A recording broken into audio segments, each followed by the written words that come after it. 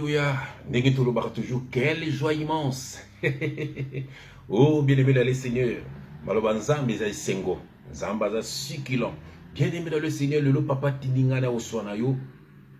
C'est quoi l'offrande pour Dieu? Bien-aimé, c'est quoi l'offrande pour Dieu? Est-ce que Zambon? Non. Est-ce que Zelamba? Non. Et Zanini alors? Offrande oyo kopesa na nzambe. Nzambe aza esprit. So yo kopesa nini? To bazo bono pesa nzambe. Kitunga ngo pesa nzambe. Ozoma teke bazo kosa yo. Yango papa tininga na lamusa yo. Na pongo lala. Pongo to lala za ba bébé te, za bi bembe.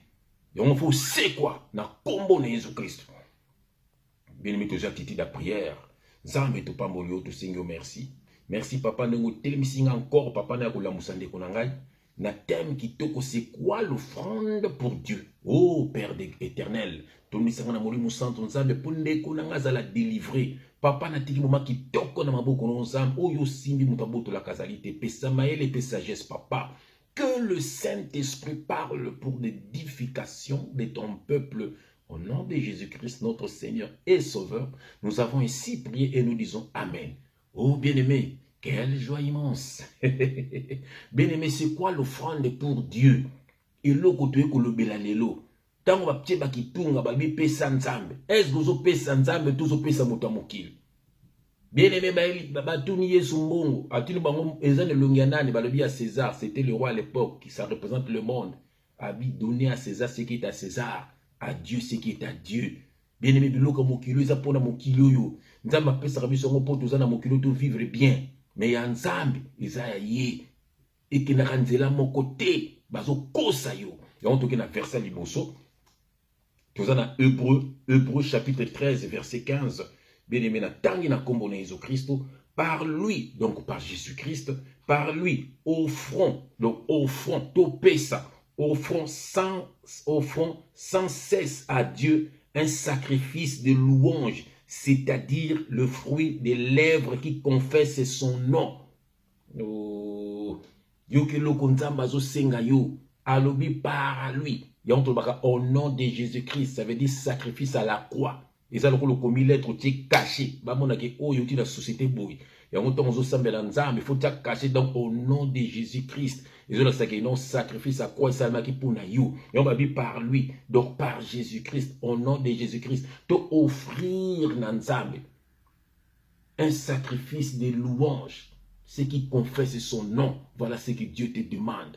Bien-aimé, kouyembelaye. Bien-aimé ko fuka melaye, bien-aimé ko sanjo laye, bien-aimé ko changer le lenge na yo, bien-aimé ko changer tambolele na yo, bien-aimé ko changer le beli na yo, yango neza sacrifice au sali pona nzamba, offrir ye vie na yo, offrir ye, donc offrir nza, offrande onza basenga kabiso, eza premièrement vie na biso. Et ensuite, ko kumisa ye, ko yembela ye, ko fukamela ye, ya on va benga action de grâce. Ya on to seki nzimu miyibi, ba comme si action de grâce mbongo, ba mituka, ba voiti ba pesa, ba ngopo ba boy ko sala ba goy goy. Donc nzamba ba ki mutoko liana mutoki na ye. Bien aimé makambo nzambe za club d'amitié. Bien aimé offrande pa nzambe, ezali ko kumisa ye. Ezali ko tika mabe. C'est ça l'offrande que Dieu te demande. Si tu continues verset, tu continues verset 16, Balobi. Et n'oubliez pas la bienfaisance et la libéralité, car c'est à de tels sacrifices que Dieu prend plaisir. Voilà. Nous avons bossa na pété, motema malamu, ko sala bolamu na mokili. Voilà, kosunga batu, libéralité, tu es libre. Yako pesa ata 1 euro, yako pesa ata 2 euros pour osunga moto na sana nzala. Yoko toke na kopia ka mbongo na l'église no bâtiment voisin na yo tam so aliaka te yo yebi. Mama moza le pango na kwa na bino tam sukutu akufela mobali azara pona bandi yo so kenda ko pesa ta bilamba. Omoni sikoyo.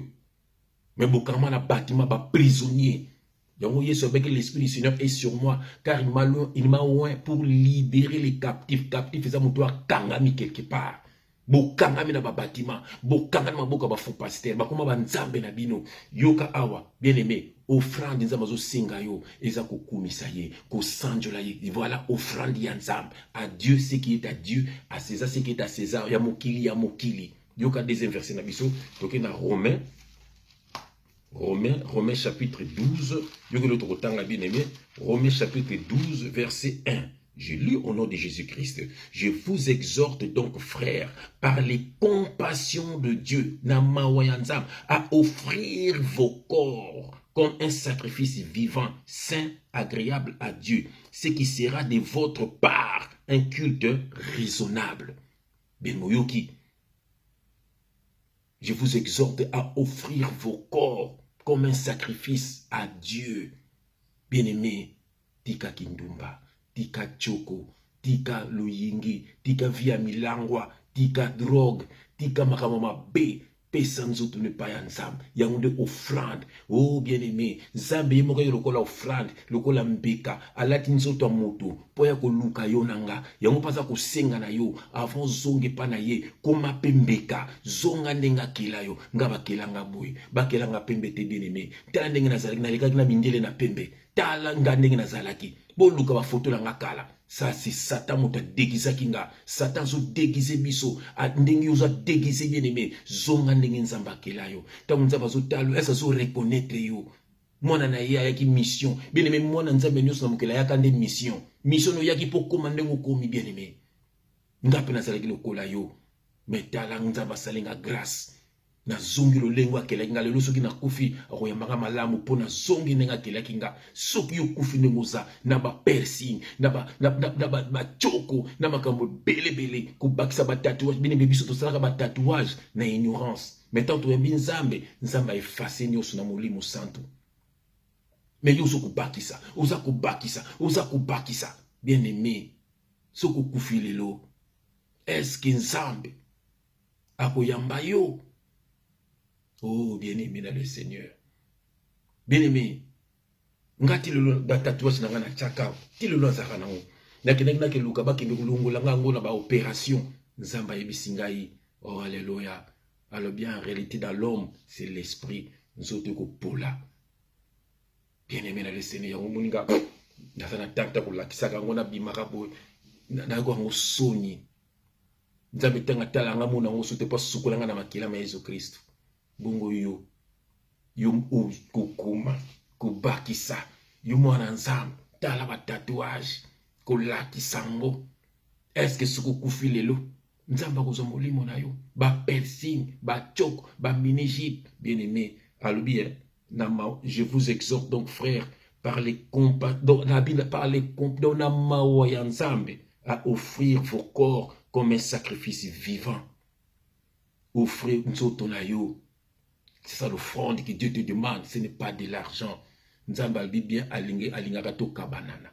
Côté ka moto na pas cité. Voilà. Mais ce qu'on sait nzamba, nzamba tout est spirituel. Ba mo ko sabino, ba bosomba ndako na lola, bosomba boy. O bo contre pona boy, o mbongo ya boy. O Abraham apesa ke loka motuya, apesa ka peizaka ngote, tanga bomo babitika. Voilà. Na begis bo pesa loka motuya, ali bo pesi ba mbongo, bo pesi bien-aimé, ça n'a rien à voir na nzamba. To tanga verset suka.